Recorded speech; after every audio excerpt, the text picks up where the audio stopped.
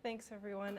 So thanks, Christopher, for your presentation, and I think it kind of segues into my presentation on different layers of the state, and I'm going to focus sort of more specifically on the local state.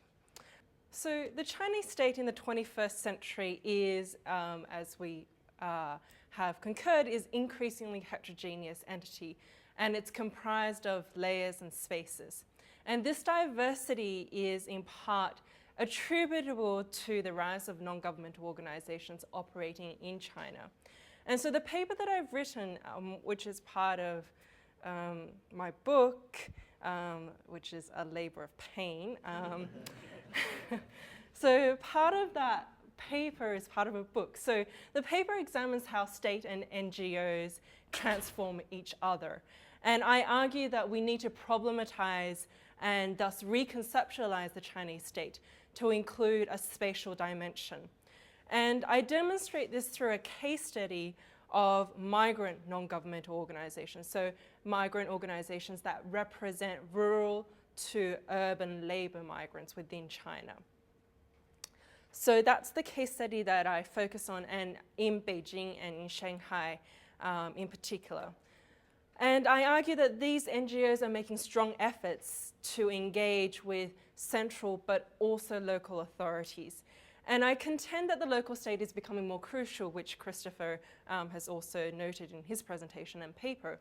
So local state is becoming more crucial in the work and in the activities of NGOs. And it's the growing presence of the local state that constructs this notion of the state as a spatial entity and thus layered. So in this era where we see NGOs proliferating across China, the state is engaging with society as a means to remain relevant and legitimate. And through this process of engagement, the state is penetrating different spaces to ensure its survival. And space here should be construed in both a sort of a geographical sense. So Beijing, Shanghai, in my particular case. So geographically, there's the cities of Beijing and Shanghai. But space should also be seen as a social process. That is, NGOs and their work represent a domain in which different layers of the state are engaging with, but have also permeated. So by treating the state as an undifferentiated entity, not only masks the complex internal diversity that exists, but it also eschews the emergence and impact of non-state actors on state-society relations. But by locating the state in this spatial context, which I'm advocating for, and hopefully it'll pick up, in a spatial context helps unveil their complexities and the changing dynamics of state-society relations, in part characterized by the proliferation of NGOs. So today I'm just going to give sort of a definitional insight into what I mean by layers and spaces. I'm going to look at the case studies, probably not in great detail. If it's something that of interest, we can discuss it during the panel discussion period and provide an analysis and sort of a conclusion. So the aim of the presentation today is really to set out a framework to understand the emergence of the local state through the notion of layers and spaces. So the case studies are, while they are interesting, I won't focus all my time on the case studies. So space ought not to be conceived merely in locational or geographical terms or as a commodity, but rather as a social process and ultimately as a political tool. So conceptualizing the state in terms of space has received critical analysis and reflection, particularly by political geographers. So here I draw a lot of the work by authors such as John Agnew and Neil Brenner. And they note that there is a tendency on the part of the social sciences to view the state as a static vessel that contains economic, social, and political processes. So Agnew's observation of how space, as understood by social scientists, can be delineated into two ways. So first, he argues, space is seen as territorial, where it's viewed as a series of blocks demarcated by the state's territorial boundaries. Other geographical scales, such as local or regional, are disregarded. Second, space is largely seen as structural. Geographical entities and their relationship with each other produce spatial effects.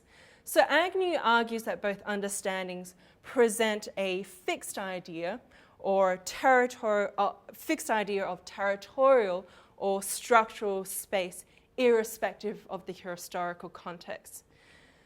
While state-centric approaches to understanding state-society relations don't necessarily ignore the geographical context, as the above two conceptualizations indicate, it does render the state as somewhat of a fixed entity. So we have the Chinese state, for example.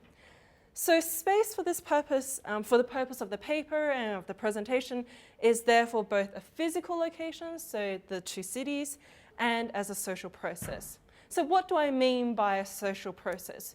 So as a social process, space can therefore encompass an array of social relations, and as a process in which the state becomes rather than is the final product.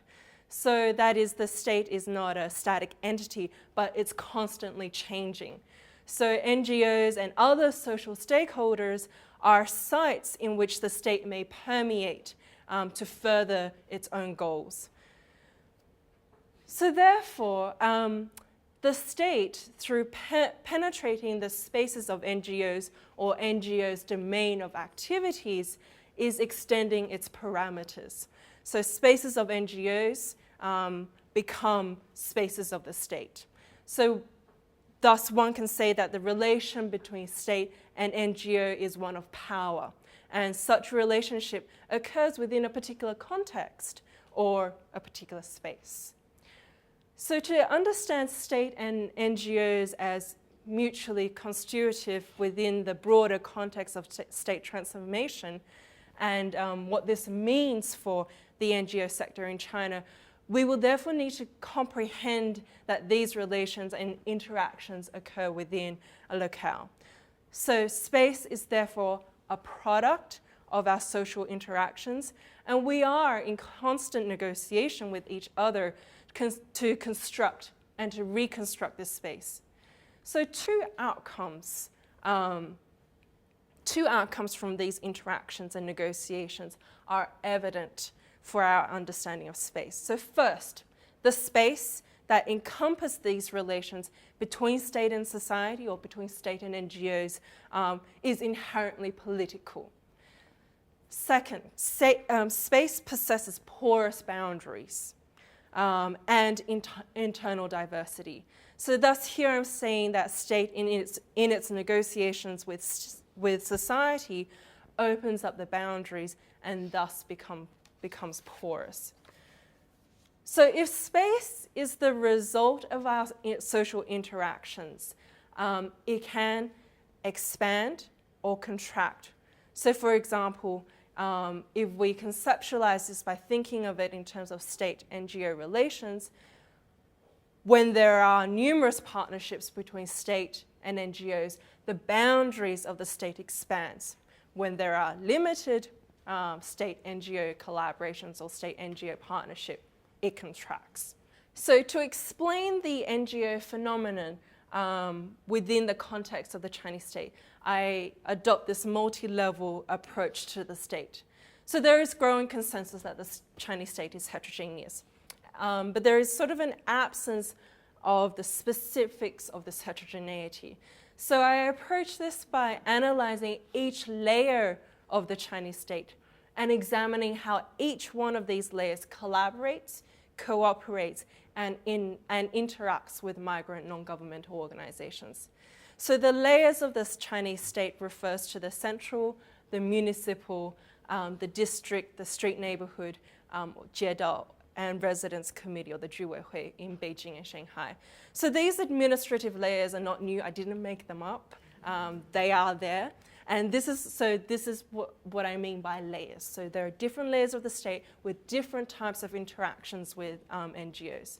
And in the paper and in sort of the larger project, I systematically examine each layer of the state to show the contrast between central and local states in terms of their engagements with NGOs.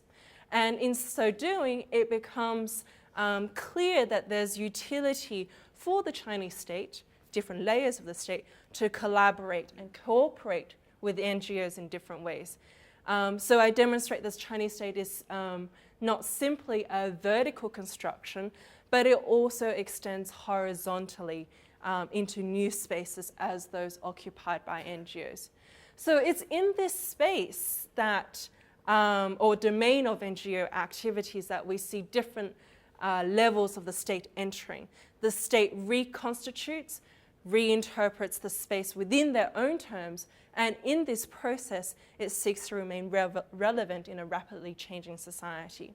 So to conceptualize the Chinese state in spatial terms will provide a platform to engage in sort of this inquiry and into sort of theorizing the state beyond conventional means.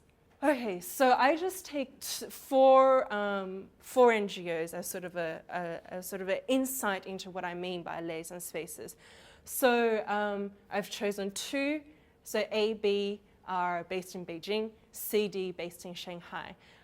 So they all focused on the group migrant laborers, but for NGO D in Shanghai, its specific focus is on migrant children education, so providing migrant children with extracurricular activities, tutoring, etc. So A, B, C, and D, A, B based in Beijing are sort of, in some sense, they term themselves both as community development NGOs, but also in some sense advocacy NGOs, but they wouldn't say that too loudly, I guess.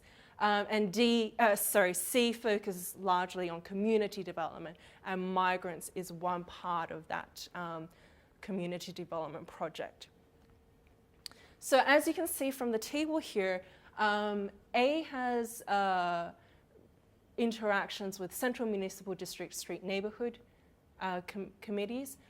B has everything but central, whereas C and D, based in Shanghai, don't necessarily have the extent of relationships or collaborations as A and B in Beijing. So I know 4 is not indicative of the entire NGO population in China or the entire sector of migrant NGOs, but simply to give you a taste, an indication of the different types of collaborations that exist and the different layers of the state that are involved in the everyday work of NGOs, migrant NGOs. While the focus isn't on the central state, it is in part important to bear in mind that particularly the NGOs based in Beijing, not just A and B, but the others that are a part of the larger study, do try and seek partnership or seek collaboration with the central state. Partly as these NGOs mature, it seeks to influence policy, and it's largely at the central level in which these policy influences occur. However, when there is collaboration or where there is interaction between the migrant NGO and the central state, the collaboration is largely of a symbolic nature. What do I mean by symbolic nature? Well, largely it is the state granting them a consultation with respect to particular or specific policies. It is not a long-term collaboration. It's ad hoc. It's often it's one-off. It's not repetitive in terms of interaction or collaboration. But what I'm really interested is, the central, the municipal level and below. Again, the municipal interaction is again symbolic. I think the further down we go in terms of layers of the state, the more the more nuanced and the more interesting the collaboration gets. So suffice to say, at the municipal level, the cooperation is again symbolic. So the municipal government of Beijing and Shanghai would give an award of recognition to the NGO for best work done, for a model NGO, and often they're seen as a model for the rest of the NGO sector. And the municipal level is encouraging, as we will hear throughout the day, that it's encouraging and also experimenting with the social service delivery models, which we'll hear from Marta and Jessica. So at the district level, what we do see is a much more engaged and much more everyday involvement on the part of the local state. At the district level, particularly in Shanghai, we see very active involvement of the Shanghai district authorities, particularly in district of Putuo. What we do see is that they've been given the go-ahead, I guess, by the central and the municipal level to experiment with social policies. Hence, in Shanghai, we see very active engagement with NGOs. And in particular, some of the NGOs have been approached by the district authorities, particularly in Shanghai, to collaborate with them. So the district authorities have been proactive in seeking out NGOs to collaborate and partner and to carry out work with regards to migrants. And what we do see is this idea of creating model types of NGOs. So district authorities have identified certain NGOs that they wish to collaborate and partner with. And what they seek to do in that process is to mold them into this model type of NGOs in which then they can sort of take to other districts. I've got this great NGO, perhaps you might like to think about how other NGOs could be modeled on this type. So they create trust, as Christopher has said, in this process, that by having sort of the legitimacy and the indicator by the district authorities, it creates greater trust amongst the community, amongst the public of these NGOs.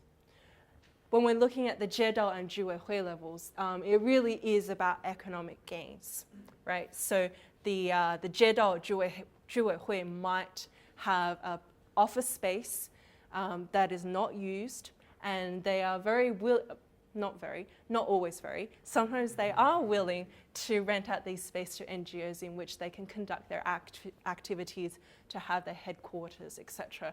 And it really is about sort of the economic gains that these lower levels of the state can derive in their engagement with these NGOs. But it's not necessarily it's a tacit indication of acceptance of the NGOs, but this tacit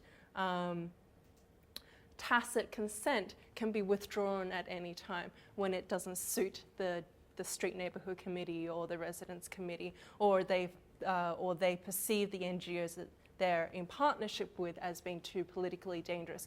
This can be withdrawn at any time. And hence that's why we see so many of the NGOs moving headquarters, moving their offices from time to time. So tacit consent can be withdrawn quite quickly.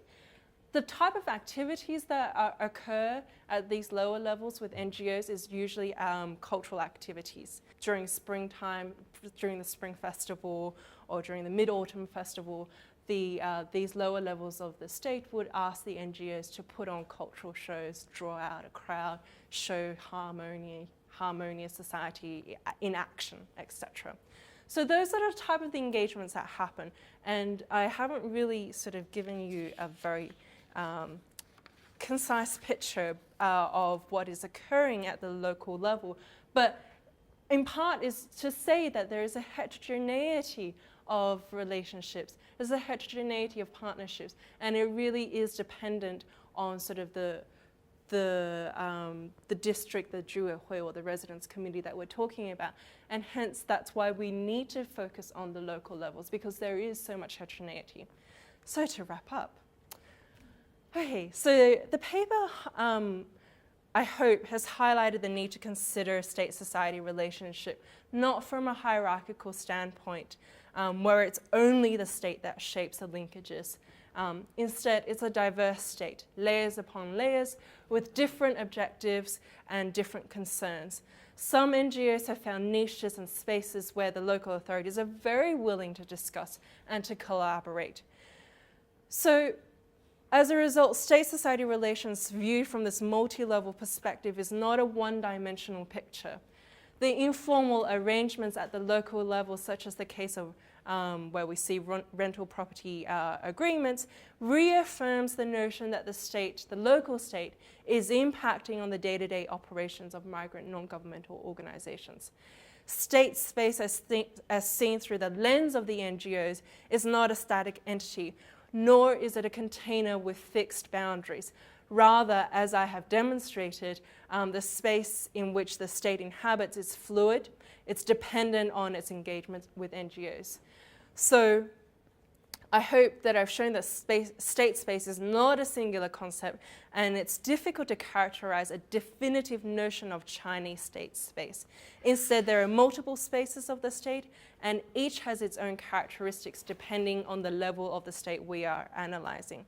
So furthermore, we see that each space is predicated and as a result of social relations, and in turn, these spaces constrain, facilitate, and changes the practices and process in which state and NGOs interact. Thanks.